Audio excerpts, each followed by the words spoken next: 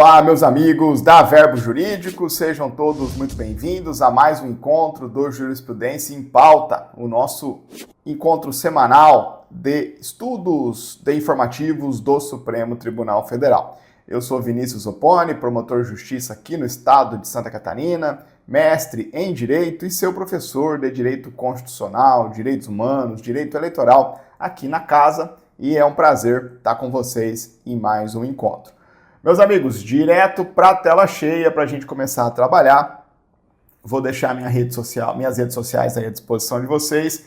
Quero pedir desculpas para alguns alunos que estão esperando respostas lá no meu DM do Instagram. Tem algumas questões paradas por lá, estou tentando chegar aos pouquinhos, tá bom? Todo mundo vai ser respondido, pode deixar sua dúvida, não perde a fé que a resposta virá a contento, tá bom? Palavra de escoteiro aqui para vocês. Então, pode me chamar no direct do Instagram, pode deixar as suas dúvidas por lá. E lembrando que nós temos o grupo no Telegram, é só você apontar o seu celular para o QR Code aqui, você vai direto para o nosso grupo no Telegram, em que a gente disponibiliza os nossos materiais do Jurisprudência em Pauta, e claro, eu uso também do grupo para compartilhar, eventualmente, notícias de outras aulas, materiais de outras frentes de trabalho que eu tenho aqui na docência preparatória para concursos públicos, tá bom? Vamos trabalhar então, meus amigos, informativo 1198, episódio de número 120 do Jurisprudência em Pauta. Mas hoje não serão apenas os julgados destacados, nós temos um informativo com 3 julgamentos noticiados e, evidentemente, os 3 serão examinados, tá bom? Julgados de temas diversos, um bom informativo para a gente, de maneira concatenada, com calma, né, sem tanta correria, percorrer as bases de cada julgamento, fazer algumas revisões importantes. Você vai ver que a gente tem 3 tópicos, 3 notícias de julgados relevantes que vão cair na sua prova. Tá bom? A gente começa, meus caros, com o julgamento da ADI 7852, medida cautelar referendada pelo Pleno, mas eu já deixo aqui o registro para vocês que o conteúdo da medida cautelar já foi encampado no mérito. Então houve uma conversão do julgamento da medida cautelar em mérito. Então, muito embora o rótulo, o status, a nomenclatura ainda seja de medida cautelar referendada pelo Pleno, na verdade, houve a conversão aqui, o julgamento de mérito, tudo isso para dizer que o tema foi enfrentado em definitivo pela Corte. E aí, meus amigos, nós temos aqui um julgado importante de direito constitucional que vai se somar a uma série de precedentes que a Corte tem sobre a matéria transporte de passageiros, especialmente o transporte viabilizado por aplicativos. Esse é um tema altamente ruidoso. Nós já temos hoje alguns entendimentos sólidos por parte do Supremo Tribunal Federal, tivemos alterações legislativas no meio do caminho, mas quem lembra da discussão lá em 2017, 18, 19, deu muito pano para manga essa discussão, e agora a gente vai ter uma camada complementar de entendimento do Supremo. Então, esse é um tema bom, é um julgado bom, porque é um tema relevante, um tema que deu ruído, deu pano para manga, ficou um pouquinho esquecido, porque as coisas se encaixaram, e aí esse julgado novo traz à tona na cabeça do seu examinador todo aquele material que ele pode usar para fazer maldade, né, do passado e te fazer confusões aqui. Então a gente vai com calma revigorar essas discussões e chegar nesse julgamento novo do Supremo Tribunal Federal, tá bom? Primeiro ponto, a gente vai examinar a lei do Estado de São Paulo, que foi debatida nesse julgamento, aí a gente avança para uma revisão, né? Uma revisão das nossas premissas, em que eu vou recapitular essas ideias com vocês e depois a gente caminha para o entendimento agora de 2025, né? Esse informativo ainda do ano passado para vocês. Então, o objeto dessa ADI é a Lei 18.156 de 2025 do Estado de São Paulo. E essa lei paulista buscava regulamentar essencialmente o transporte individual, privado remunerado de passageiros por meio de motocicleta, intermediados por aplicativos. Professor, meu Deus, chama isso de app de mototáxi para ficar mais fácil. É isso mesmo, né? É o mototáxi por app, né? Por aplicativo. Mas vocês vão ver que existe uma qualificação, uma adjetivação legal para esse tipo de transporte. E ele é um transporte individual, privado, remunerado de passageiros por meio de aplicativo. E no caso aqui, o meio de transporte são as motocicletas, tá bom?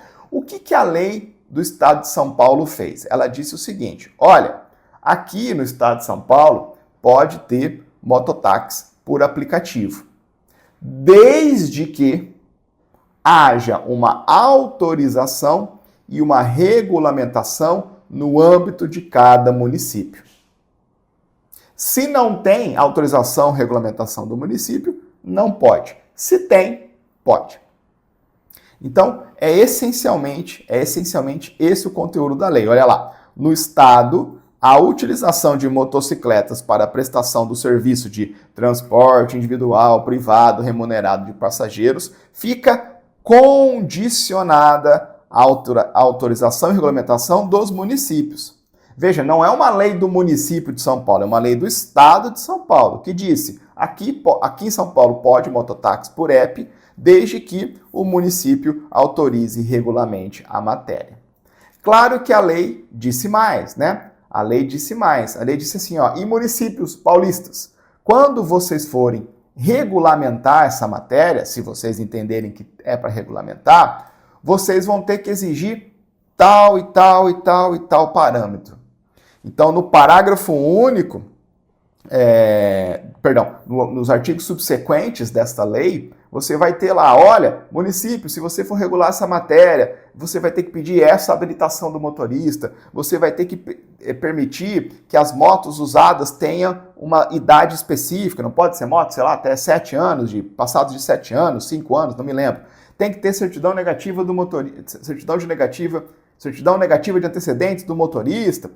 Então, a lei do Estado de São Paulo fez essa construção condicionada e pôs na mesa uma série de parâmetros, de requisitos a serem observados pelos municípios que quiserem entrar nessa empreitada de regular esse serviço.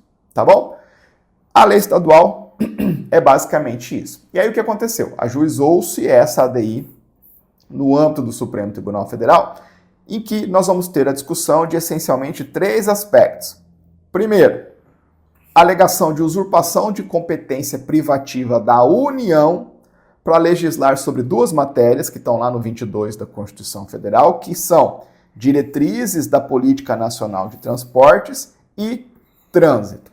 Típica discussão de inconstitucionalidade formal, usurpação de incompetência. O Estado não poderia ter legislado sobre essa matéria. E além disso, nós temos, sob o ponto de vista material, uma discussão no que toca à violação aos princípios que regem a ordem econômica, livre iniciativa e livre concorrência, e também uma discussão de pacto federativo, porque a lei paulista teria interferido indevidamente na autonomia dos municípios quando coloca lá aquele quadradinho dentro do qual os municípios podem regular a matéria. A gente vai ver o porquê que a autonomia municipal ganha destaque nesse ponto. Ficou claro o objeto de julgamento, pessoal? Vamos caminhar? Vamos fazer as nossas revisões aqui. E aí, como o tempo é um pouco mais amplo, eu desdobrei os nossos slides aqui de revisão em 2. Vamos lá. Primeiro, sempre que nós temos julgados de conflito de competência no âmbito do Supremo, você tem que lembrar aquela receitinha de bolo que eu trago em toda a aula, né? Sempre que o Supremo está examinando um caso de uma lei sob o ponto de vista da repartição constitucional de competência legislativa, você vai ter um aparente conflito entre regras constitucionais que atribuem competência legislativa. Essas regras constitucionais de repartição de competência estão essencialmente previstas no artigo 22, competência legislativa privativa da União, artigo 24, competência legislativa concorrente de União, Estados e DF. Artigo 30, competência dos municípios. E os estados, cadê? O restante, o que sobra, né? É uma competência dos estados. Existe uma regra de atribuição de competência residual para os estados. Tudo aquilo que não for da União, tudo aquilo que não for dos municípios, vai ser dos estados. Então, grosso modo, é esse conjunto de regras que reparte a perspectiva do Estado legislar, editar normas com conteúdo abstrato, impessoal, geral. Tá bom? E aí, sempre que a gente tem um julgamento do Supremo antagonizando repartição de competência legislativa, a gente vai olhar para a lei e vai ter que falar, bom, o conteúdo de quem veio essa lei, no caso, veio dos estados, de um estado. E o que versa essa lei? Essa lei versa sobre aplicativo, transporte de passageiro remunerado, blá, blá, blá, para o aplicativo. Aí a gente vai ter que fazer um juízo de subsunção. Esse tipo de matéria, ele está dentro de qual espaço de competência legislativa? É privativo da União? É concorrente de União, Estados e Distrito Federal? É do município? E aí, em cada um desses segmentos, especialmente quando cai lá em legislação concorrente, né, artigo 24, a gente tem uma camada adicional de análise. Bom, é competência concorrente, então o Estado pode. Aí eu vou ver se a questão de lei federal de normas gerais, competência suplementar dos estados, enfim. Esse é o modus operandi da decisão do Supremo, ou de decisões do Supremo com esse perfil, tá bom? Então, volta para o nosso caso concreto. O que a gente vai levantar? Nós vamos levantar as regras de competência, de repartição de competência legislativa, que orbitam a nossa lei sob análise. A primeira regra é justamente extraída do artigo 22 da Constituição Federal, lá dos incisos 9 e 11, competência privativa da União para legislar sobre diretrizes da Política Nacional de Transporte e também sobre trânsito. Fechado? Agora, olha só que interessante, né? A gente tem uma regra de competência lá no artigo 30 para os municípios, inciso 5º. Lá nós temos, meus amigos, que compete aos municípios organizar os serviços de interesse local, o que inclui o transporte coletivo. Tranquilo? Então, são disposições da Constituição Federal que a gente vai ter que deixar mais ou menos em perspectiva, tá? Agora, olha só que interessante esse ponto, né? Como é que o Supremo cruza essas ideias. Embora os municípios tenham uma competência para organizar e prestar o serviço de transporte coletivo, e no caso o transporte coletivo urbano, por conta do interesse local que se tem em torno dessa matéria, as regras que vão definir as modalidades de transporte, as disposições gerais sobre trânsito para valer em todo o território nacional, essas vão vir da União. Tá bom? Então é uma forma de concatenar essa lógica da Constituição. E de todo modo, já fica aqui um registro, né? Veja, nas duas regras que nós temos na mesa, nenhuma delas versa sobre os estados. Os estados membros, portanto, São Paulo, não tem, pelo menos nessa nossa revisão rápida, um espaço de competência legislativa, um espaço de legislação nessa matéria. Fechado? Revisão básica de regras de repartição de competência legislativa. Agora a gente tem que dar um passo adiante e lembrar do teor da Lei 12.587 de 2012, a Lei de Mobilidade Urbana. Essa é uma lei que tem aparecido em editais de concurso, então vale a pena você ter, no mínimo, né, uma visão geral sobre ela. É uma visão geral que você vai ter que correr atrás sozinho, eu não consigo fazer isso para você, mas a gente precisa ter essa legislação na mesa, porque o Supremo vai articular ela logo na sequência. Meus amigos, Lei 12.587 de 2012, a Lei de Mobilidade Urbana. Essa é uma legislação que institui diretrizes da Política Nacional de Mobilidade Urbana. E por que essa legislação é importante? Ela é importante porque ela nos ajuda a encaixar algumas ideias na cabeça. Essa lei vai nos dar algumas importantes definições sobre espécies de transporte. A mobilidade urbana pressupõe o transporte, né? E o transporte vai ser organizado, vai ser estruturado, e a normativa para cada um deles de acordo com as suas espécies. Então, grosso modo, a gente tem duas espécies de transporte. o transporte público e o transporte privado. Transporte público, meus amigos, é um serviço público. Transporte público é um serviço público aberto a quem quiser se valer dele, a passageiros como um todo. E aí o transporte público pode ter duas naturezas.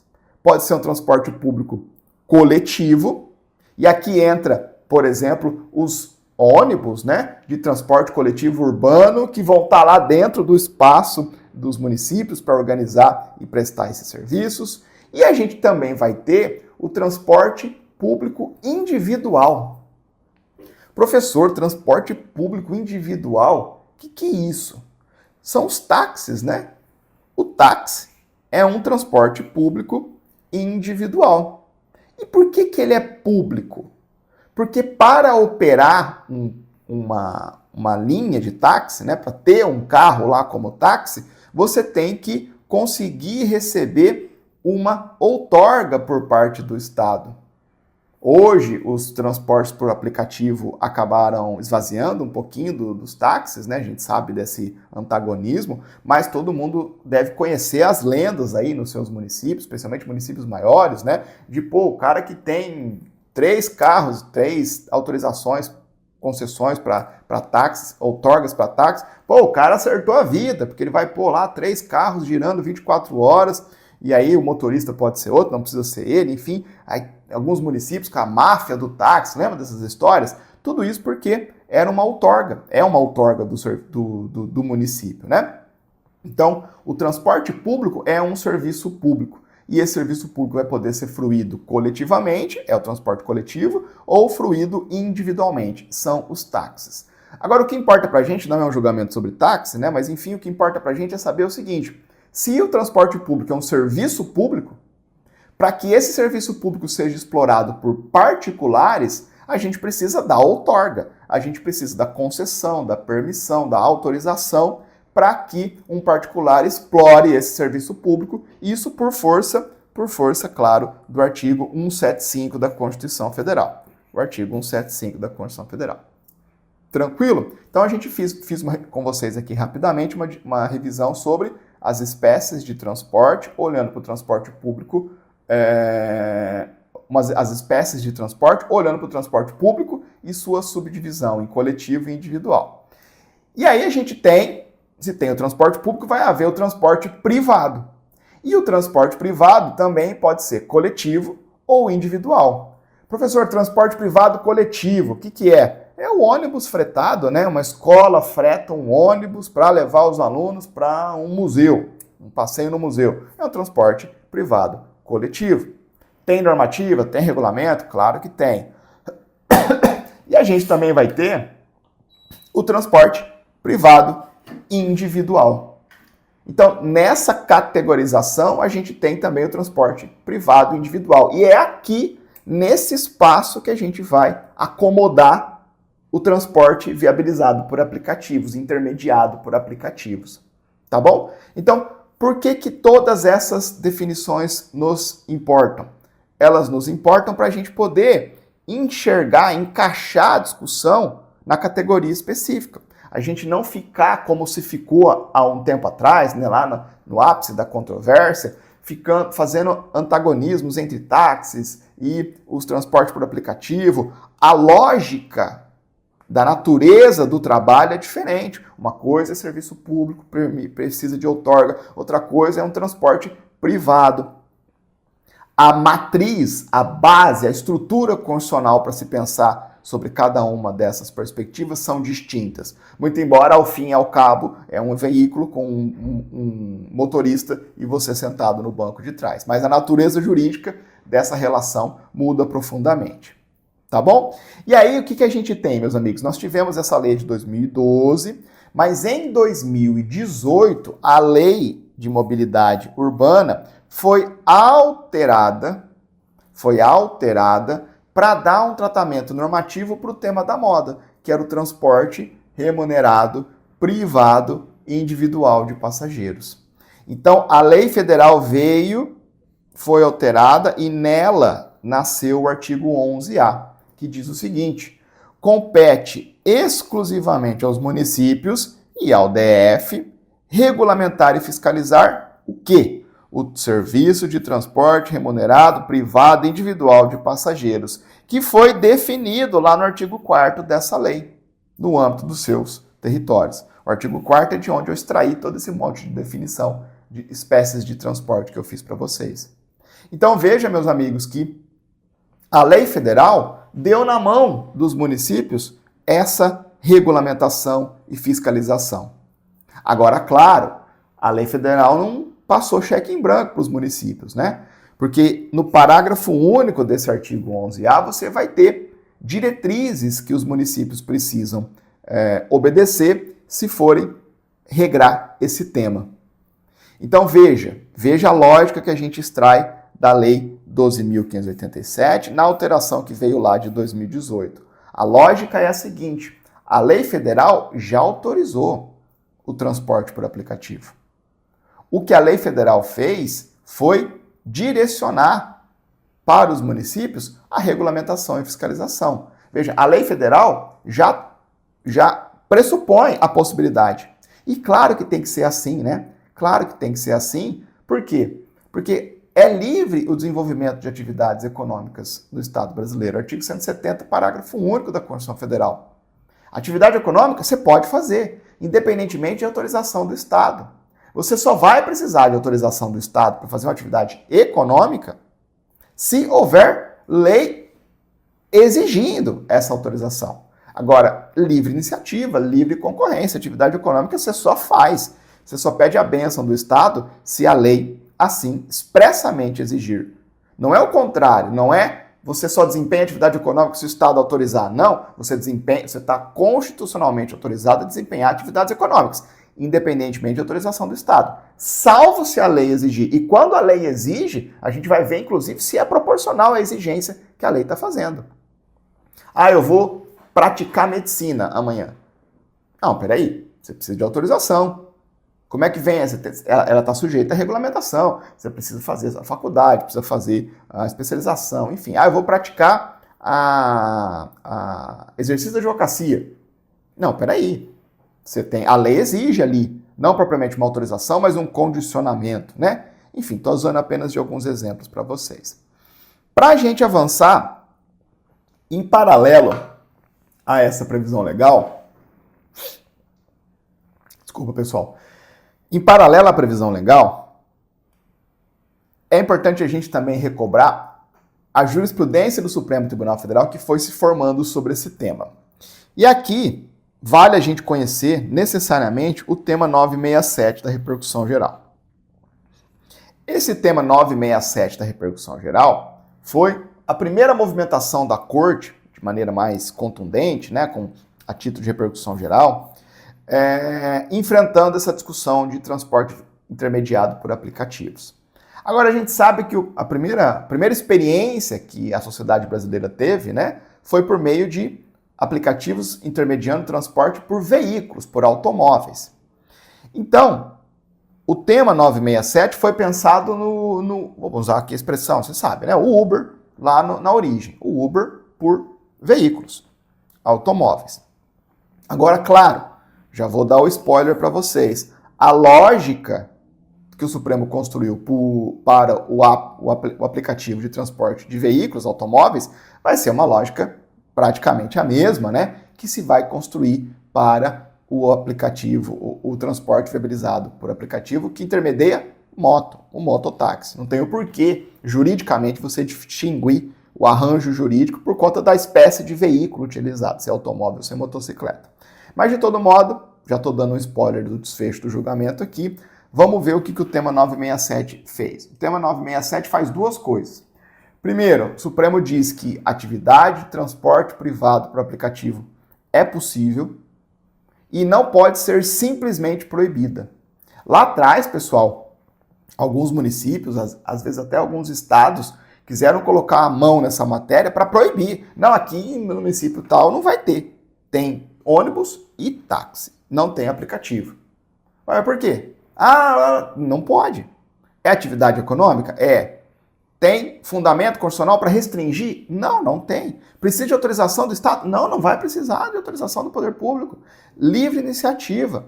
Então, o primeiro ponto, primeira baliza que o 967 põe na mesa, pelo Supremo, né? A primeira baliza que o Supremo põe na mesa, por meio do tema 967 da repercussão geral, é a de que o transporte privado de passageiros intermediado por aplicativo é possível e não pode ser simplesmente proibido. Essa proibição viola a livre iniciativa e a livre concorrência.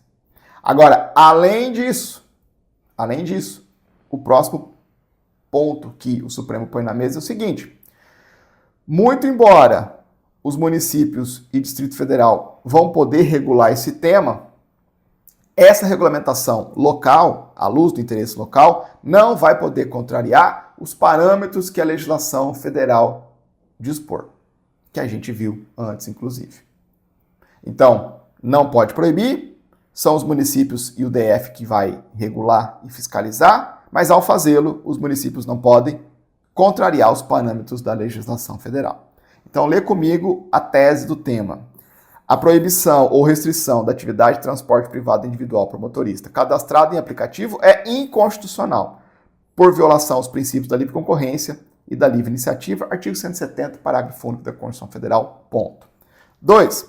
No exercício de sua competência para a regulamentação e fiscalização dessa atividade, transporte privado individual de passageiros, os municípios e o DF não podem contrariar os parâmetros fixados pelo legislador federal. Artigo 22, inciso 11. São aquelas regras que a gente viu anteriormente. Legislar sobre diretrizes da Política Nacional de Transportes e, especificamente, do inciso 11, legislar sobre trânsito. Então, os municípios vão poder regulamentar e fiscalizar, mas, ao fazê-lo, não podem violar a lei federal que versa sobre trânsito e regulamenta essa matéria, detalha, ou dá balizas, parâmetros para essa atividade em específico. Tranquilo? Feita essa revisão, a gente pode caminhar para a decisão do Supremo. E o que o Supremo decidiu aqui, pessoal? Evidentemente, decidiu que é inconstitucional essa lei do Estado. Ela, primeiro, é inconstitucional porque usurpa a competência privativa da União para legislar sobre diretrizes da Política Nacional de Transportes e sobre trânsito. Também é inconstitucional porque afronta livre iniciativa e livre concorrência e proteção ao consumidor, artigo 170, diretrizes da ordem econômica no Brasil. Então, é inconstitucional a norma estadual que fixa critério para o exercício de atividade de transporte individual privado remunerado de passageiros por meio de motocicletas, exigindo prévia autorização e regulamentação pelos municípios. Hoje você estuda o tema 967, agregado a essa ADI 7852. Tá bom? Acho que está bem claro os fundamentos da corte aqui, Primeiro ponto, uma inconstitucionalidade formal, porque como a gente viu, os estados não têm nada que ver com a legislação sobre esse tema, a competência privativa da União, naquele espaço que a gente especificou, e os municípios vão regular e fiscalizar essa atividade, respeitando a lei federal. E, inclusive, a lei federal, no artigo 11, lá que a gente viu, assim previu expressamente. Então, o Estado de São Paulo não pode querer atuar como um intermediário aqui na Federação Brasileira. Não dá, não há espaço para a atuação dos estados. Então, a União legislou e disse que o município regulamenta. Então, o Estado não tem competência para entrar no meio e dizer que o município só pode ou deve autorizar essas atividades em certas condições. Veja, meus amigos, que o Supremo enfatizou que a legislação do Estado não é aquelas que só surgem para dizer o óbvio, A lei estadual avançou, fixou a idade máxima dos veículos, exigiu certidões negativas, enfim, impactou propriamente a normatividade dessa matéria. Então há uma inconstitucionalidade formal clara aqui. Além disso, nós temos uma inconstitucionalidade de ordem material, porque a lei de São Paulo inverteu a lógica da livre iniciativa. A lógica da livre iniciativa a atividade pode ser desempenhada e vai ser objeto de regulamentação e fiscalização pelos municípios, com base na disposição da lei federal. A lei estadual foi lá e inverteu, ela disse assim, olha, só vai poder mototáxi por aplicativo nos municípios que regulamentarem. É uma condição, lembra lá? Fica condicionada aos municípios regulamentarem a matéria. E isso quebra a lógica da livre iniciativa, da livre concorrência. É, de novo, uma violação ao artigo 170, parágrafo único da Constituição Federal. Tá bom? E aí precisa de autorização do poder público aqui, pessoal, para desempenhar essa matéria? Claro que não. Ah, mas o táxi precisa. Mas o táxi é outra coisa. O táxi é transporte público individual, que é serviço público. Aqui não, é transporte privado, remunerado, individual, é livre iniciativa. Lembra que eu disse para vocês lá atrás?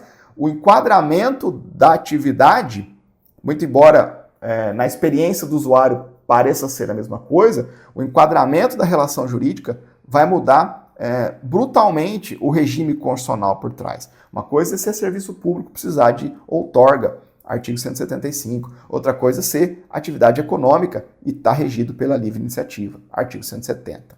Tá bom? Então vamos fazer a leitura aqui rapidamente. Conforme a jurisprudência dessa corte, violam o regime constitucional de repartição de competências as legislações locais editadas com o objetivo de regulamentar serviços de transporte urbano em contrariedade ou sem o respaldo da legislação federal. Claro, porque essa competência é da União. E aí a União, por meio da lei que a gente viu, instituiu diretrizes da Política Nacional de Mobilidade Urbana. Essa lei, posteriormente, em 2018, tratou expressamente da regulamentação e fiscalização dos serviços de transporte remunerado privado e individual de passageiros, consolidando-as como uma competência exclusiva dos municípios. A União deu para os municípios, tá aqui, essa atividade de transporte você pode normatizar, regulamentar exclusivamente. Portanto, os estados não possuem competência para tratar da matéria, nem para delegar ou condicionar a atuação dos municípios. O estado não tem voz nesse tema. A norma estadual impugnada insere inovações sobre a matéria de competência legislativa privativa da União e, a um só tempo, diminui a oferta de serviços de mobilidade urbana, eleva os seus custos, favorece a clandestinidade e limita o direito de escolha dos usuários. Além de tudo, São Paulo tomou uma tunga, como diz minha mãe, na cabeça, porque, além de formalmente inconstitucional, o que fez é ruim. As balizas que pôs na mesa, além de não poder colocar balizas na mesa, as que colocou são ruins. As restrições por ela impostas, ao fixar condição suspensiva, ofendem princípios constitucionais que tutelam a ordem econômica, configurando obstáculo desarrazoado ao exercício laboral. Além disso, o transporte individual de passageiros intermediado por plataformas digitais não é definido como serviço público pela legislação federal, motivo pelo qual não se sujeita a um regime jurídico de direito administrativo. É justamente o que eu disse antes. Portanto, a lei de São Paulo é inconstitucional. Fechado, meus amigos? Tranquilo? Vamos seguir? Fica aí a conclusão de novo para vocês. Vamos para o nosso próximo tema. Esse julgamento, muito importante. Questão super batida no direito tributário, no direito constitucional, ADO 55, meus amigos. O tema é o famigerado Imposto sobre Grandes Fortunas, O errei aqui, É o IGF, o Imposto sobre Grandes Fortunas. Talvez uma das maiores, se não a maior, excrescência da repartição constitucional de competência tributária no Estado brasileiro, dada a inexistência dessa legislação até hoje. A gente tem várias coisas, várias omissões que remontam literalmente a 5 de outubro de 88, mas essa daqui é bem impactante. Vamos lá, vamos começar a remar, meus caros. O tema é altamente polêmico, controvertido, suscita paixões, mas a discussão de fundo é bem óbvia, bem direta, bem imediata, e vocês vão ver ela se materializar aqui no Supremo com bastante facilidade. Nós estamos diante de uma omissão que remonta à própria origem da Constituição Federal, Nós temos lá no artigo 153 da Constituição Federal, que especifica os impostos de competência da União. Nós temos no inciso 7º a previsão do imposto sobre grandes fortunas, com uma reserva de lei complementar para sua implementação. Todavia, passados mais de 35 anos, a gente ainda tem o silêncio do Congresso Nacional sobre essa matéria. E aí, diante do silêncio, da ausência de uma norma que foi antecipada e prevista pela Constituição Federal, a gente chega naquela temática da omissão inconstitucional. Será que essa ausência de norma é uma opção política legítima, justificável por parte do Congresso Nacional, ou é um descaso com a ordem constitucional que fere o projeto de erradicação de pobreza, que foi traçado pelo nosso Constituinte lá em 88. Essa é a discussão que vai se pôr na mesa do Supremo Tribunal Federal, né? Então o Supremo foi provocado aqui para decidir se essa demora pode ou não ser rotulada como uma omissão inconstitucional. E aí, meus caros, a gente tem aqui, né, algumas questões constitucionais. Então, primeiro, a configuração ou não da mora legislativa, a ponto de ser qualificada como omissão inconstitucional. A gente tem um ponto interessante, né, que o IGF, ao longo dos anos, acabou sendo conectado com a erradicação da pobreza. Nós tivemos uma alteração constitucional, está lá no ADCT isso ainda, né? Eu vou revisar com vocês, mas o produto do imposto sobre grandes fortunas, ele foi textualmente direcionado, vinculado ao Fundo de Combate e Erradicação de Pobreza, que é o artigo 80, inciso 3º, e a gente vai ter aqui, muito embora o pano de fundo é o mesmo, é a omissão inconstitucional, a gente vai ter uma discussão extra, que é a possibilidade do Supremo ou do Poder Judiciário intervir, fazer controle de omissão inconstitucional em matéria tributária, né? Em matéria tributária. A gente tem toda aquela discussão de controle de omissão inconstitucional pelo Judiciário no que toca à separação dos poderes, o Judiciário funcionando como legislador positivo, não está lá para isso, é o legislador que tem que fazer, é o Congresso Nacional. Tem toda aquela discussão geral, independentemente da natureza da omissão, da matéria sobre a qual há a omissão. Mas quando a gente tem uma omissão em matéria tributária, a gente tem uma camada adicional de discussão, né? Por conta da relação jurídica de natureza tributária, o princípio da estrita legalidade. O Supremo vai fazer nascer um IGF, qual que é a base de cálculo, qual que é a alíquota, como é que vai funcionar os princípios da anterioridade, da legalidade, enfim. Uma porrada de discussões complementares. Então, controle de omissões inconstitucionais já é polêmico, controle de omissões inconstitucionais em matéria tributária é polêmico ao dobro, né? Mas isso aqui nunca impediu o Supremo, polêmica nunca impediu o Supremo de decidir. Lembra lá da ADO 26, em que o Supremo fez controle de omissão em matéria penal e fez nascer crime. Né? Que tem talvez um parâmetro de legalidade estrita mais denso do que aquele que a gente tem no tributário. Enfim, discussões político-constitucionais. Eu disse para vocês que esse é um tema que suscita paixões, eu estou sendo suscitado aqui, né? Mas eu vou me controlar para a gente entregar aquilo que é o necessário, sem forçar tanta barra aqui, porque não precisa para a prova, esse julgado vai cair, o cara crachá para vocês. Vamos lá, meus amigos, vamos começar uma revisão rápida sobre o regime jurídico constitucional do imposto sobre grandes fortunas. Basicão, arroz com feijão de tributário aqui, competência tributária privativa da União, sob reserva de lei complementar. Tranquilo? Veja que, diferentemente de outros tributos que vão poder ser instituídos, disciplinados por lei ordinária, o IGF ficou associado à espécie legislativa de lei complementar e, portanto, ele exige um quórum qualificado de maioria absoluta, previsão do artigo 67 da Constituição Federal. Sempre que o Constituinte projetou reserva de lei complementar, ele está reforçando a necessária densidade política, densidade técnica que se espera ao tratar dessa matéria. A gente vai falar isso, por exemplo, no próximo julgamento, né? Que a gente vai ver no próximo julgado, mas assim, já vou antecipar. Não há hierarquia entre lei ordinária e lei complementar. Elas estão no mesmo nível da pirâmide hierárquica. O que há é uma especificação de matérias. A lei complementar está travada para algumas matérias, foi direcionada para algumas matérias específicas.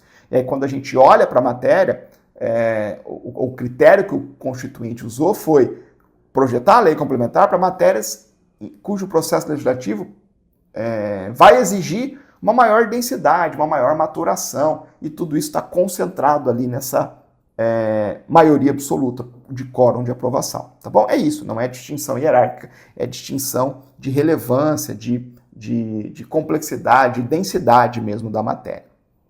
Além disso, meus amigos, o IGF é um imposto com uma vocação extrafiscal. Então veja, o IGF não busca apenas fazer chegar dinheiro no cofre do poder público, no caso, no erário federal, no cofre da União, né? O IGF tem uma vocação extrafiscal. Ele foi desenhado para viabilizar redistribuição de renda, justiça fiscal. O IGF vai atacar, vai incidir sobre os sinais exteriores de riqueza acumulada, né? São as grandes fortunas, é um sinal exterior de riqueza acumulada que vai ser abocanhado uma fatia pelo Estado, claro, para fazer recurso para o erário, mas tem uma vocação extrafiscal, há algo além da mera fiscalidade, há um objetivo além do mero ingresso de receita no cofre público. E aí, meus caros, esse aspecto, né, essa extrafiscalidade voltada à distribuição de renda e justiça fiscal, ficou acentuada pela emenda constitucional número 31, acabei não colocando aqui, ó, a emenda constitucional número 31, lá de 2000. Antes mesmo do IGF ser implementado, ele ainda não foi, né? A emenda constitucional 31 de 2020 foi lá e, quando criou o Fundo de Combate e Erradicação da Pobreza, previu expressamente que a arrecadação do IGF compõe o Fundo de Combate e Erradicação da Pobreza. E aí, veja que o Constituinte derivado reformador lá em 2000 acabou reforçando a expectativa, né, da implementação dessa arrecadação por meio da União. Porque o IGF passou a ser também um instrumento necessário para viabilizar aquele objetivo fundamental da República Federativa do Brasil, artigo 3º, inciso 3º, né, de erradicação da pobreza.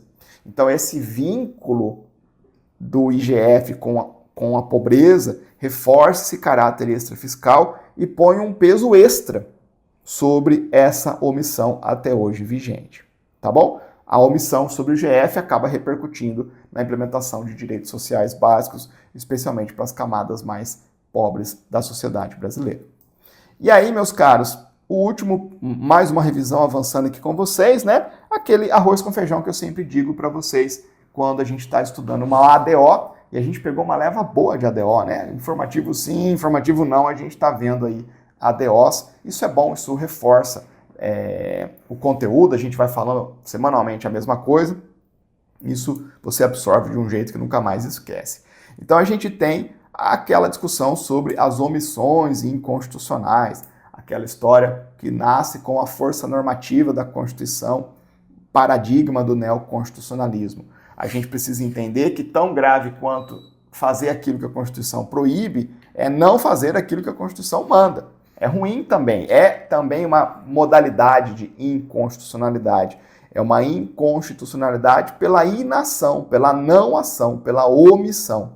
E aí foi preciso desenhar todo um sistema de controle para essas omissões inconstitucionais, porque reconhecer a omissão é muito próximo de agir no lugar daquele que está omisso. Então dizer que o Congresso não está fazendo lei é um movimento muito próximo de colocar na mesa uma solução normativa que deveria ter vindo no lugar do Congresso Nacional.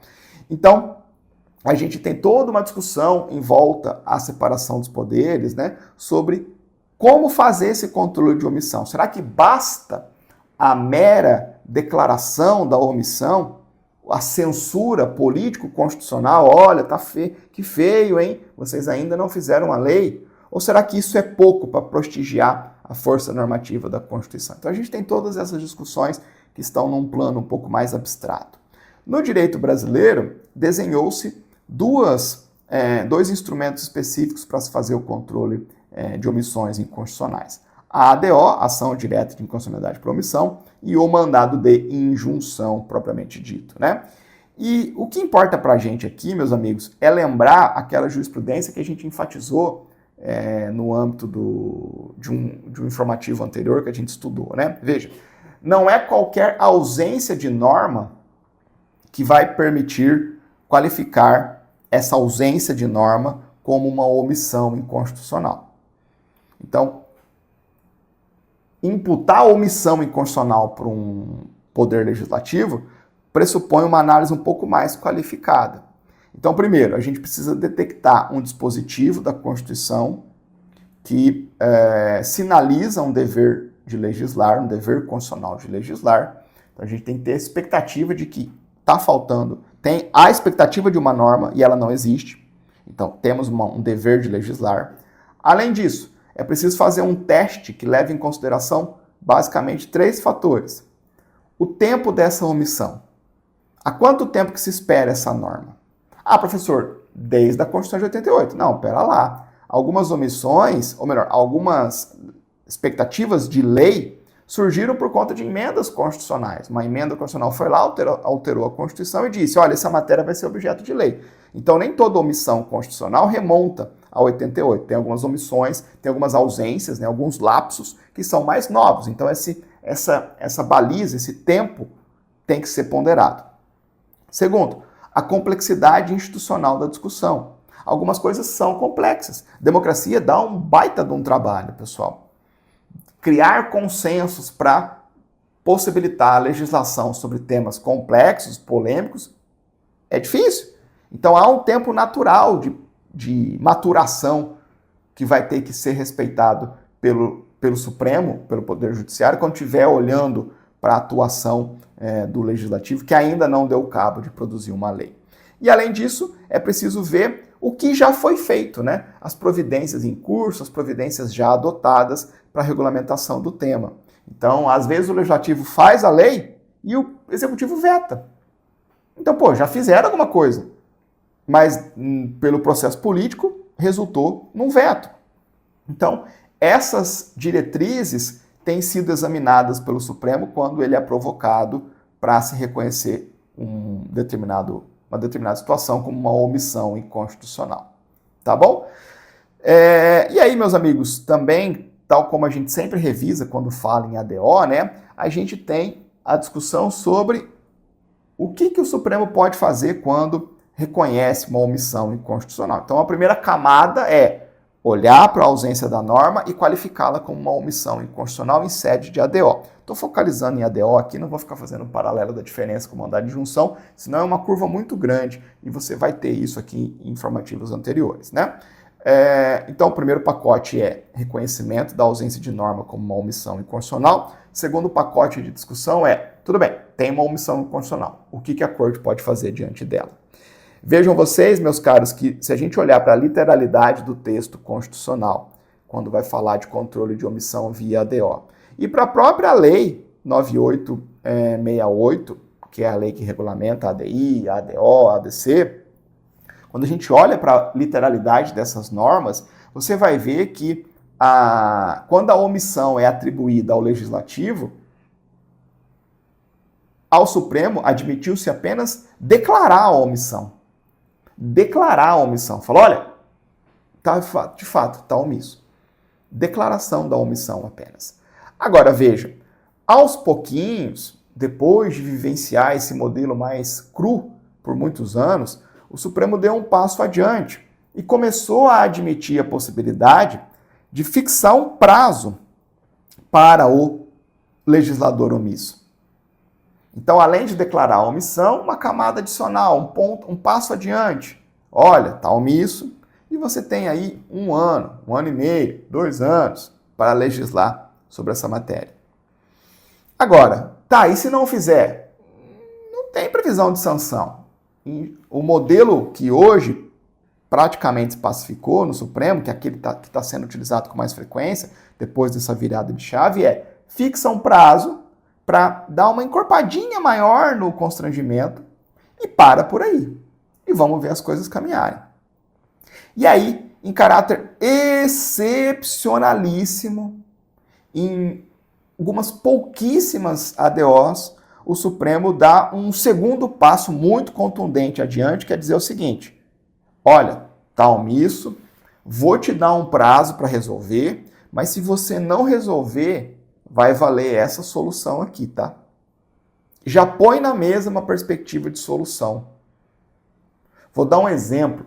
A falta de lei complementar estipulando a revisão periódica da divisão do número de deputados federais e a distribuição entre os estados.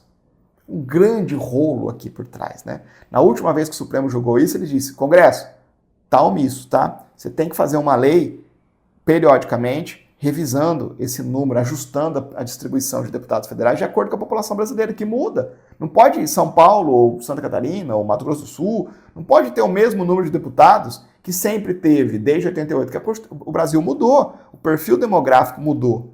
O número de deputados tem que espelhar essa mudança, ainda que respeitado lá as balizas constitucionais, do mínimo 8, no máximo 70, enfim. E aí, o Supremo disse, olha, faça isso para as próximas eleições. Se você não fizer, eu já estou dizendo que o TSE vai fazer. O TSE vai fazer. Então veja, mas é um ponto fora da curva. É um julgamento, é uma ADO que figura como um ponto fora da curva. Tranquilo? Então hoje, o normal numa ADO é o Supremo declarar a omissão e fixar um prazo. Tá bom? Beleza. E aí a gente tem essa discussão, né? Essa discussão, essa nossa referência esperada sobre as ADOs. E aí, por fim, uma última discussão aqui, né? Que eu disse para vocês, que já havia antecipado antes, né? Que é o limite da jurisdição constitucional, inclusive para controle de omissão em matéria tributária. Veja, meus amigos, aqui deveria colocar um ponto de interrogação aqui, na verdade, né? Como é que o judiciário vai controlar a omissão em matéria tributária, especificamente a ausência de tributo instituído? Será que o judiciário, que excepcionalmente atua como legislador positivo, ou seja, fazendo nascer norma, será que ele vai poder fazer isso em matéria tributária? Como é que vai definir a alíquota, base de cálculo, sujeito passivo? Quem paga esse tributo? Quanto? Pô, uma bagunça, né? É difícil, não é algo simples. Quem já abriu qualquer lei aí ou o próprio CTN, né? Ou pega uma lei do ICMS, uma lei do IOF, pô, são atos normativos densos. Como é que o Supremo vai exercitar a função de legislador positivo em matéria tributária? Tem essa camada adicional de dificuldade. Beleza, dito tudo isso, o que a gente teve aqui, pessoal? Nós tivemos o seguinte desfecho no Supremo. O Supremo reconheceu que o Congresso está em mora na edição da lei complementar que regulamenta o imposto sobre grandes fortunas. Beleza, está em mora. O que mais, professor? O que mais? Nada. Mais nada. O Supremo só declarou a mora. O Supremo aqui pendulou para o passado, né? O Supremo declarou a mora, reconheceu que a ausência de norma é uma omissão inconstitucional, só que, diferentemente do que tem feito no ponto médio das suas ADOs, que é fixar um prazo, o Supremo entendeu que o tema é muito complexo para que o Supremo fixe um prazo para o Congresso Nacional legislar. Então o Supremo ficou ali naquele modelo mais arcaico de ADO, que é simplesmente declarar a mora. Tá bom? Então, o Supremo reconhece a omissão inconstitucional, aponta o dedo para o Congresso Nacional, diz que essa omissão tem comprometido a realização, a eficácia de direitos fundamentais quando impede o aporte de recursos lá para o Fundo de Combate à Pobreza, mas a Corte vai e exerce uma autocontenção, né? Não estipula prazo para o Congresso Nacional editar essa lei, nem fixa, né, muito menos fixa qualquer espécie de solução intermediária. Então, por exemplo, não faça o IGF nascer daqui 2 anos. Não fez, vamos tratar o IGF como, sei lá, como imposto de renda às avessas, sei lá, pensar qualquer coisa maluca. Não fez nada disso. Só fez a declaração da omissão, tá bom? E qual é o motivo para essa postura mais contida, né, do Supremo? Separação dos poderes e complexidade técnica do tema. O Supremo fez uma deferência máxima, que é a separação dos poderes e a complexidade técnica do tema. Além disso, para não ficar tão empobrecida de fundamentação, o Supremo acabou acolhendo um argumento da União, que foi o seguinte: a União disse o seguinte: olha, na atual situação, hoje, mundo globalizado, sistema financeiro interpenetrado, facilidade de deslocamento de patrimônio entre os países, a União diz o seguinte: se a gente correr e implementar o IGF, existe uma possibilidade de haver uma fuga de patrimônio e capital do Brasil para países que não têm o IGF. E isso pode prejudicar a economia nacional. Então, além da complexidade do tema, esse movimento abrupto, entre aspas, né, porque abrupto faz 30 e tantos anos, mas esse movimento agora, no cenário atual, pode levar a essa fuga de capitais e patrimônio que prejudica a economia nacional. E aí, a União disse, a gente está tentando, o Brasil, lá no G20, está tentando estimular um movimento para que essa implementação seja num plano multilateral. Que a gente veja nascer no G20 um imposto sobre grandes fortunas, fruto de uma cooperação internacional, para que isso aconteça, né, simultaneamente, e aí cada um decida ficar com o seu patrimônio no seu país de origem. Um argumento complementar aqui, né, que a União trouxe, o Supremo entendeu pertinente, acabou chancelando, saiu no informativo. Tá bom? Vamos passar os olhos no julgamento aqui, olha lá. Esta previsão constitucional específica para destinar o montante arrecadado através do IGF para o Fundo Constitucional, existe previsão constitucional específica para destinar o montante arrecadado através do IGF para o Fundo Constitucional que objetiva combater e erradicar a pobreza.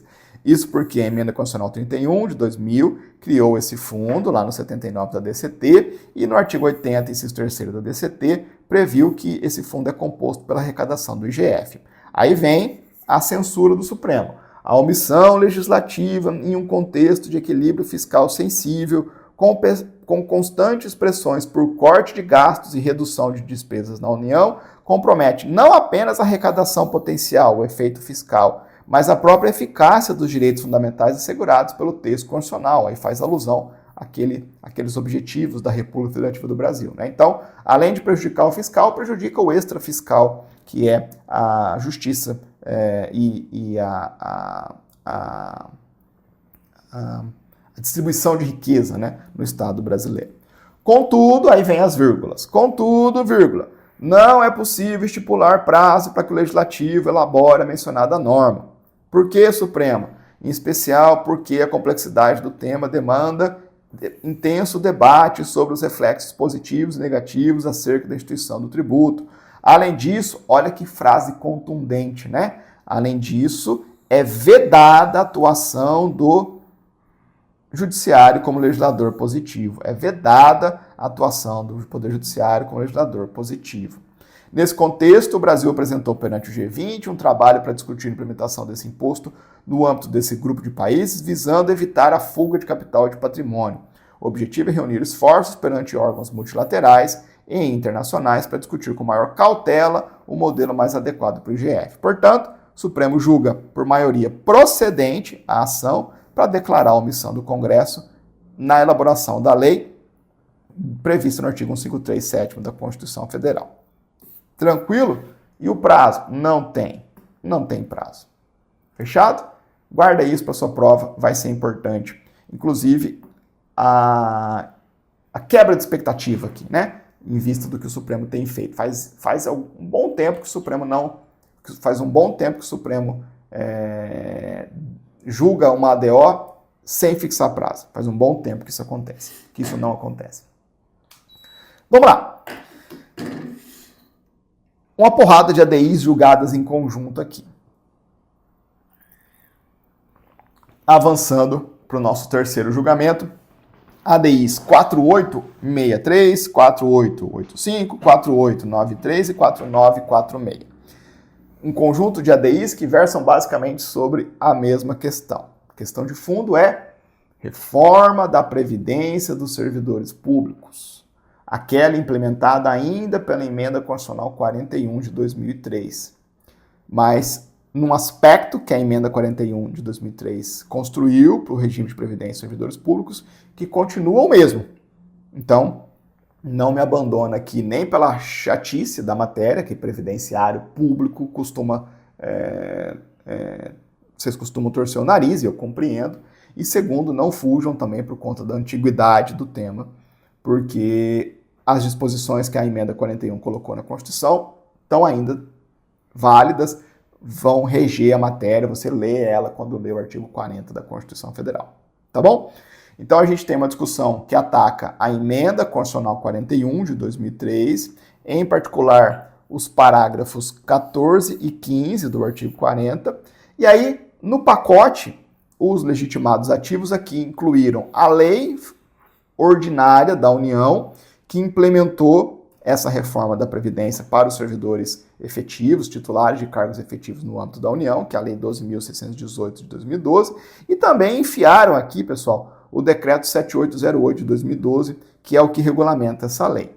Já até vou te dizer, viu, teve uma preliminar lá no Supremo, nesses julgamentos, dizendo, olha, Supremo, o que você está fazendo controle de norma secundária aí? O Supremo não acolheu a preliminar, o Supremo disse, olha, estão atacando o decreto dentro do complexo normativo dessa matéria. Então, não estão pedindo para eu examinar o decreto isoladamente. Não, é para eu conhecer do complexo normativo, que começa na Constituição, via emenda, avança para a lei e depois toca no decreto.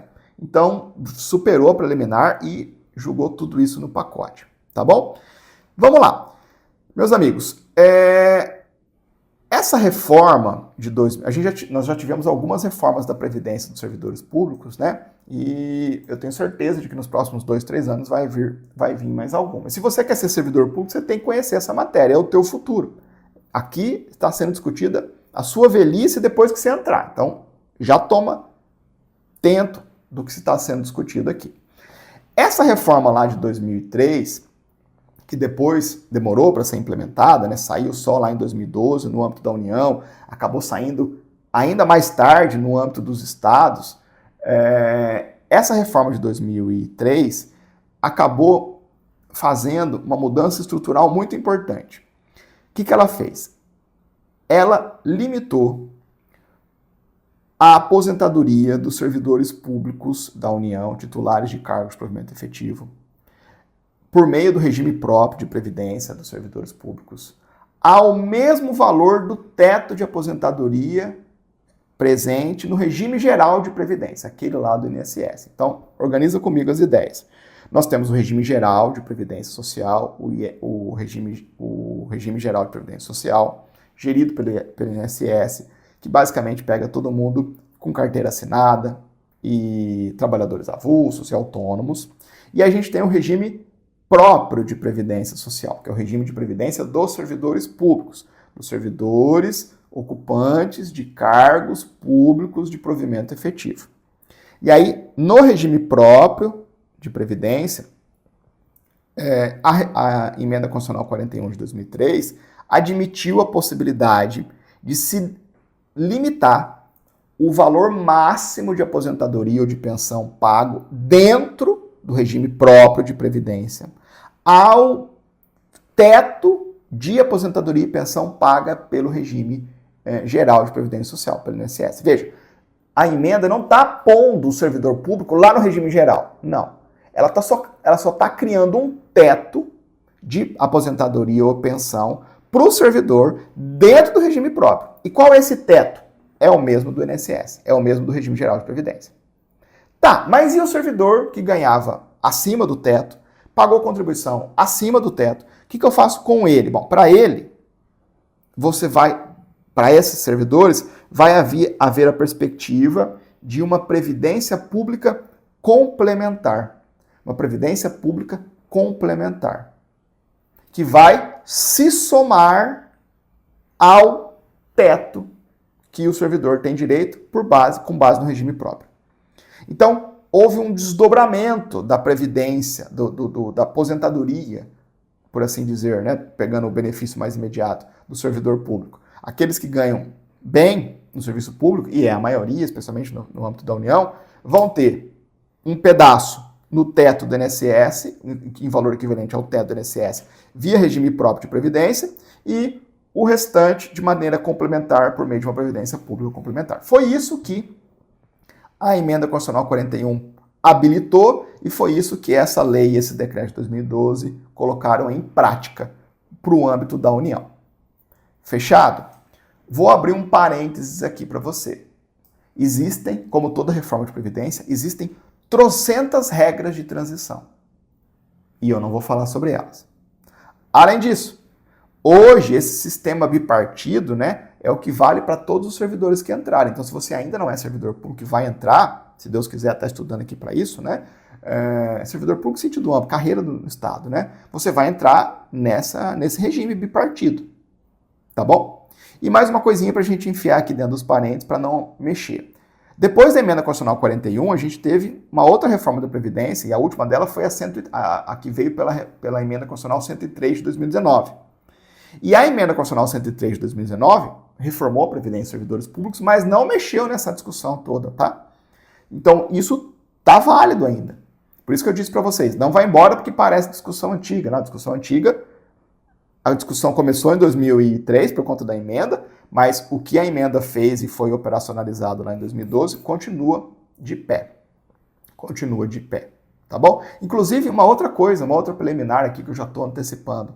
Tentaram argumentar isso. Olha, Supremo, nem julga esse negócio aqui, porque teve alguns dispositivos aí da emenda, alguns dispositivos do artigo 40, que a emenda 41 alterou, que a emenda 103 alterou também. Aí o Supremo olhou para o texto atual e disse, tá, mas o texto atual, pós-emenda 103, tem o mesmo problema constitucional que o autor disse que tinha lá, como fruto da emenda 41. Então, mudou, mas sem alterar substancialmente. Então, não tem por que eu reconhecer como prejudicado o julgamento. Não houve uma alteração substancial do objeto para eu ter perda do objeto da ação aqui. Não. O problema constitucional é o mesmo. Mudou a redação uma coisinha ou outra lá, mas é a mesma dinâmica. Então, o Supremo também não acolheu essa preliminar, julgou o todo aqui. Tá bom? E o que a gente teve de discussão? O que nós tivemos de discussão aqui? Nós tivemos, essencialmente, 4 discussões. 4 discussões. Primeiro, uma discussão de reserva de lei. A lei que versa sobre esse tema é uma lei ordinária. E aí discutiu-se se não haveria necessidade de uma lei complementar. Segunda discussão, à luz da separação dos poderes. O regime próprio de previdência dos servidores públicos da União alcança todo mundo na União. Todo titular de cargo de provimento efetivo, do Executivo, do Legislativo e do Judiciário, inclusive a magistratura, inclusive membros do Ministério Público.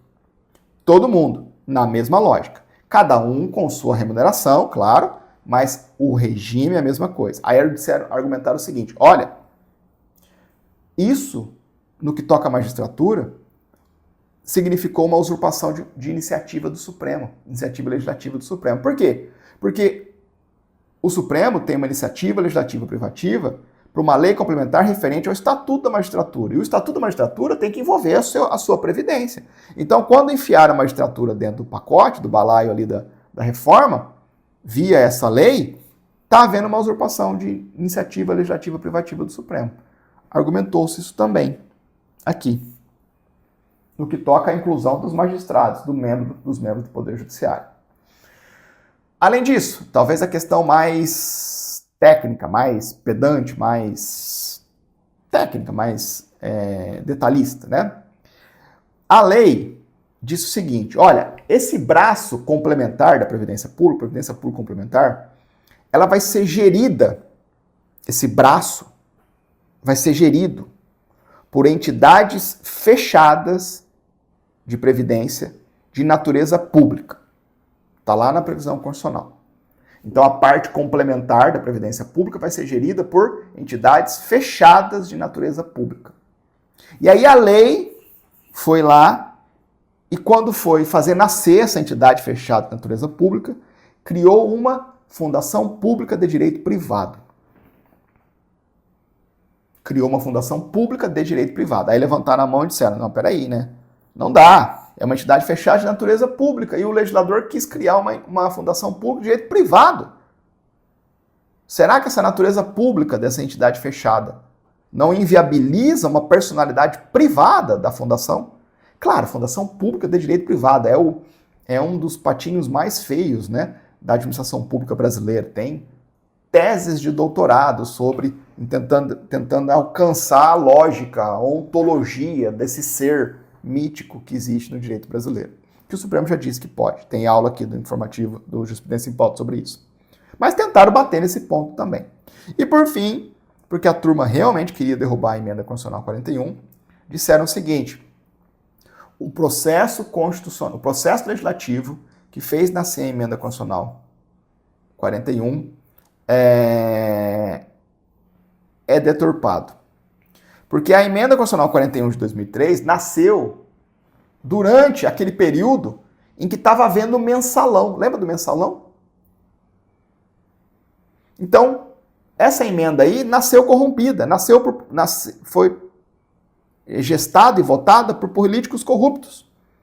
Então há um vício no processo legislativo por conta das práticas ilícitas de parlamentares ocorridas durante esse período. Então derruba a emenda por definição, por ter nascido numa ambiência política corrompida. E o próprio Supremo disse que foi corrompida, né, na ação penal do mensalão. Fechado esses 4 argumentos. O que a gente precisa revisar aqui com vocês, de maneira bem objetiva, né? Vamos lá. Primeiro ponto de revisão eu já trouxe para vocês na exposição do objeto para ficar mais claro. O regime próprio de previdência dos servidores hoje tem essas 2 camadas, né? Tem uma camada que é um benefício limitado ao teto do regime geral de previdência social. Isso não significa que os servidores foram lá para o INSS, não, o regime ainda é próprio, mas tem um teto que equivale ao do regime geral de previdência social. Sobre esse valor vai haver a contribuição do servidor público, evidentemente, mas existe uma segunda camada que é uma previdência complementar. Não vou entrar no detalhamento dessa previdência complementar, mas é um fundo, é uma previdência, é como se fosse uma previdência privada, só que dentro do Estado. Você paga lá um percentual e o poder público coloca um valor equivalente. Você vai fazendo uma previdência complementar de natureza pública. Tá bom? Grosso modo, é isso. Então, hoje, o regime de previdência no serviço público é esse. Além disso, a gente tem uma revisão importante sobre a reserva de lei complementar, né? Como é que se interpreta a Constituição quando ela faz alusão a uma reserva de lei? Olha, a matéria X vai ser objeto de lei. A matéria X vai ser de acordo com a disposição legal. Como é que a gente olha para um dispositivo da Constituição que associa uma matéria a uma determinada lei que vai nascer na sequência, ou esperada, né? Nós temos que entender o seguinte: sempre que a Constituição Federal faz alusão à lei, sem adjetivá-la, a gente entende como suficiente lei ordinária. Então, consequentemente, nós só vamos exigir lei complementar para os dispositivos em que a Constituição textual expressamente diz: essa matéria será objeto de lei complementar. Essa é a hermenêutica constitucional da reserva de lei na Constituição. Onde há reserva de lei sem adjetivos, leia-se lei ordinária. Onde a gente só vai exigir lei complementar para os dispositivos que a Constituição textualmente exigiu lei complementar. Tranquilo? E aí entra aquele ponto que eu já antecipei no julgado anterior. Não existe uma diferença entre lei ordinária e lei complementar, mas não é uma diferença hierárquica. A nossa pirâmide normativa não tem lei ordinária e depois lei complementar. Não. Ambas as espécies legislativas estão no mesmo patamar de lei. O que existe entre elas é uma diferença de matéria. Uma diferença de matéria. Para algumas matérias mais sensíveis, o Constituinte quis associar a lei complementar, sabendo que a lei complementar tem um quórum de aprovação mais qualificado, maioria absoluta, artigo 67 da Constituição Federal. Então, o processo legislativo para fazer lei complementar é mais difícil, porque exige maioria absoluta, ao passo que a lei ordinária basta a maioria simples, né? Então, essa é a forma pela qual a gente enxerga a relação entre leis complementares e leis ordinárias. Agora, isso é importante porque a gente não pode interpretar de maneira extensiva a exigência por lei complementar. A gente só vai exigir lei complementar para aquelas matérias estritamente previstas pela Constituição. Estritamente previstas. Então, esse é um ponto relevante também, que compõe essa hermenêutica, né? A forma como se interpreta a Constituição nessas menções a reservas de lei. Por fim, ou melhor, avançando, a gente tem a iniciativa legislativa do Poder Judiciário, especificamente do Supremo Tribunal Federal, né? para o Estatuto da Magistratura, previsão lá do artigo 93 da Constituição Federal. A gente sabe que no processo legislativo, a regra é uma iniciativa geral ou comum. Qualquer membro do Poder Legislativo, qualquer comissão do Poder Legislativo, o chefe do Poder Executivo pode apresentar projetos de lei sobre qualquer matéria. Agora, excepcionalmente, existem algumas matérias para as quais a deflagração do processo legislativo ficou na mão de legitimados especificamente previstos pela Constituição. O rol mais famoso de iniciativa legislativa privativa é aquela do presidente da República, artigo 61, parágrafo 1º. Mas existem outras hipóteses. E uma dessas hipóteses é a previsão do artigo 93 da Constituição Federal, em que se conferiu ao Supremo Tribunal Federal uma iniciativa legislativa privativa de lei complementar para versar sobre o Estatuto da Magistratura. E o Estatuto da Magistratura vai dizer respeito àquelas matérias alinhadas no artigo 93, que vão se voltar à organização, funcionamento, garantias da magistratura. Então, tudo aquilo que versa sobre a realidade da magistratura, a realidade funcional da magistratura, está dentro da reserva de lei complementar de iniciativa privativa do Supremo Tribunal Federal. A pergunta que vai se colocar aqui é, como a gente já viu, será que a previdência da magistratura, a previdência social da magistratura, está dentro do Estatuto da Magistratura ou não? Porque se tiver, aí teve vício de iniciativa na lei que a gente viu. Se não tiver, se estiver fora do Estatuto, aí cai na regra geral. Cai na regra geral. Não tem iniciativa privativa na matéria. Mais um ponto interessante aqui, aquela história da entidade fechada de natureza pública, que a Constituição exigiu para tratar das entidades, para tratar da previdência complementar dos servidores públicos, né? Então a Constituição exigiu uma entidade fechada de natureza pública para gerir a previdência complementar dos servidores públicos. E aqui, meus amigos, já vou dar para vocês o spoiler, né? Meus amigos, exigir natureza pública não significa necessariamente exigir personalidade jurídica de direito público. Natureza pública não se confunde com personalidade jurídica de direito público. Lembrem vocês, meus caros, que no desenho da administração pública brasileira, a gente vai ter entes de personalidade jurídica de direito público, mas a gente também vai ter entes de personalidade jurídica de direito privado, que ainda continuam tendo natureza pública porque integram a administração pública. E essa natureza pública, por exemplo, para uma sociedade estatal, para uma empresa estatal, uma sociedade de economia mista, uma empresa pública, essa natureza pública contamina o funcionamento da entidade, mesmo que ela tenha personalidade de direito privado. Isso é básico lá do administrativo. Então, já dando spoiler, essa pretensão de interpretação da Constituição Federal lá, entidade privada, entidade fechada de natureza pública, só pode ser uma autarquia, por exemplo. Não dá. Não é assim que a gente enxerga o organograma da administração pública brasileira como um todo. Fechado? A gente precisa entender que existem modelos constitucionais híbridos. Personalidade jurídica de direito privado, mas sujeitas a regras de direito público. Isso aí existe há muito tempo. E aí nesse pacote entra as fundações públicas de direito privado, que é um ser estranho, mas existe e já foi validado. Última revisão que eu trago para vocês. Aquela história lá do mensalão contaminando, né, todo o produto legislativo daquela época. Não é a primeira vez que o Supremo julga esse tema, tá? Não é a primeira vez que o Supremo julga esse tema. Veja lá comigo.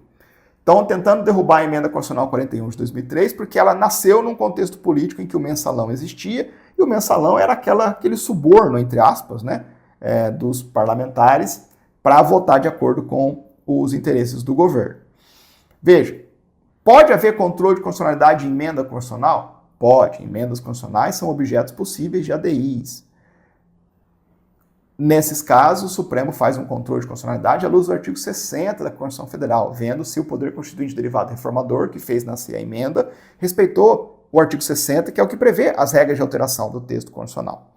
Então é possível, ainda que o parâmetro de controle seja mais estrito. Agora veja, como é que eu olho para esse argumento, né, de um processo fraudulento por corrupção difusa naquela época que corrompeu o processo legislativo. O Supremo, em outros casos, já teve que examinar essa discussão. Muitas leis que nasceram nesse contexto já foram arguidas como inconstitucionais por esse mesmo fundamento. E aí o Supremo diz o seguinte: olha, eu preciso ter um parâmetro de prova. Veja como é que muda a discussão no Supremo. O Supremo está lá acostumado a fazer ADI, discussão em abstrato. Vem esse argumento para a mesa. Esse argumento para a mesa é um argumento de prova. Eu tenho que provar que os caras que votaram a favor dessa emenda estavam corrompidos por conta do mensalão e mudaram os seus votos. E se esses caras não tivessem votado assim, a emenda não teria passado. Não é nada em abstrato, é uma discussão em concreto, é de prova. Prova de corrupção, com reflexos naquela votação específica. Então o Supremo pôs um parâmetro de prova na mesa. O Supremo pôs um parâmetro de prova na mesa. Precisa ficar demonstrado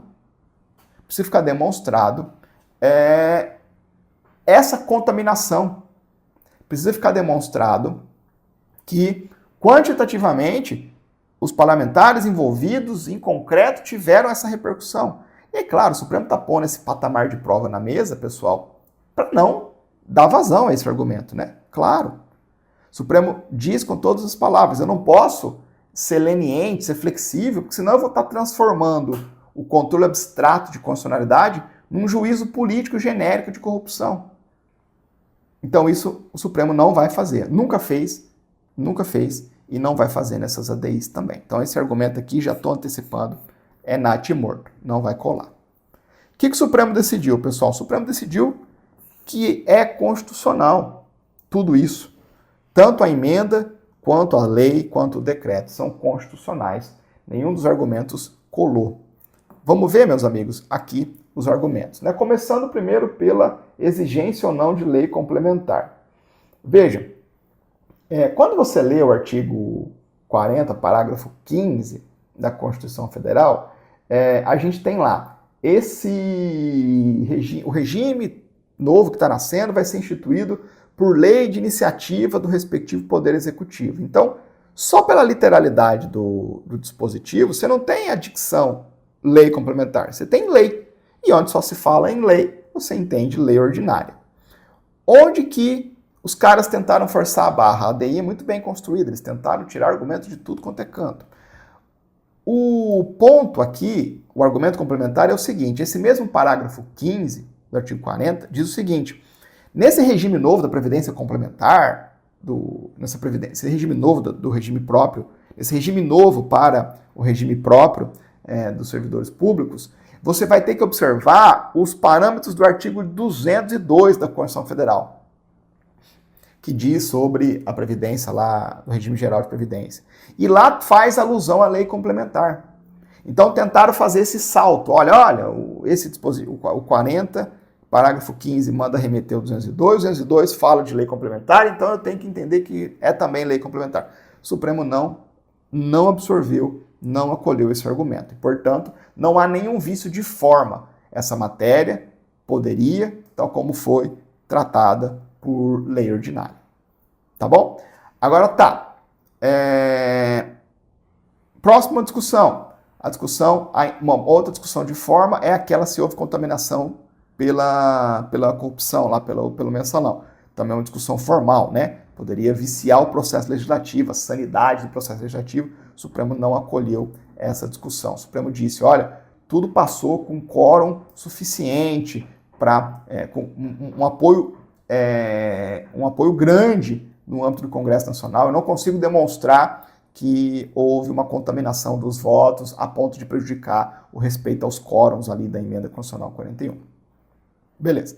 Mais uma discussão agora aquela relativa à usurpação de iniciativa legislativa e privativa do Supremo Tribunal Federal. A discussão que se coloca aqui, meus amigos, é saber se previdência de juiz tem que estar dentro do Estatuto da Magistratura. Essa é a discussão. E aí o Supremo entende o seguinte: olha, nem tudo que toca, direto ou indiretamente, a realidade dos juízes tem que estar dentro do Estatuto da Magistratura. O rol de temas reservados para o Estatuto da Magistratura não envolve a criação de um regime previdenciário exclusivo para a magistratura. o Supremo já disse isso em outras oportunidades, né? Juiz cai na mesma regra de previdência que os demais servidores públicos. Tudo igual. Mudança alíquota, mudança de regime, essas complementações, regras de transição, tudo isso é regime próprio de previdência de servidores públicos, assim entendidos como todo mundo que ocupa cargo de provimento efetivo, independentemente de qual cargo. Então, os juízes, tal como os membros do Ministério Público, os defensores, os procuradores, cai todo mundo dentro do mesmo pacote. O Supremo diz, há uma especialidade no tratamento que a Constituição deu para o regime de previdência dos servidores públicos. Então, qualquer outra regra que você queira argumentar, perde pela especialidade. Perde por artigo 40. O artigo 40 pega todo mundo. Que bom, né? Que bom. Imagina se a gente tivesse esses regimes previdenciários fragmentados. Seria um problemaço. Próxima discussão sobre as fundações. O Supremo bateu o martelo também. Pode. Fundação pública de direito privado, pode. Elas são entidades de natureza pública. A Fundação Pública de Direito Privado é uma entidade de natureza pública, que tem a personalidade jurídica de direito privado. Mas isso não significa que no seu funcionamento não vai ter as incursões de regras de direito público. Porque, no final das contas, tudo integra a administração pública. Esse regime híbrido previsto para algumas figuras, né, dentro da administração pública é possível. Não há nenhum problema quanto a isso também. E aí, com todas essas razões, ou com base em todas essas razões, o Supremo vai e valida a constitucionalidade dessas legislações. Tá bom? Da emenda, da lei e do decreto. Fechado? Olha lá o argumento da matéria, né? Ó, embora submetidas a regime de direito privado, essas entidades devem observar diversas normas de direito público, especialmente no que se refere ao regime jurídico dos servidores, contratações, patrimônios, regime fiscal e contábil.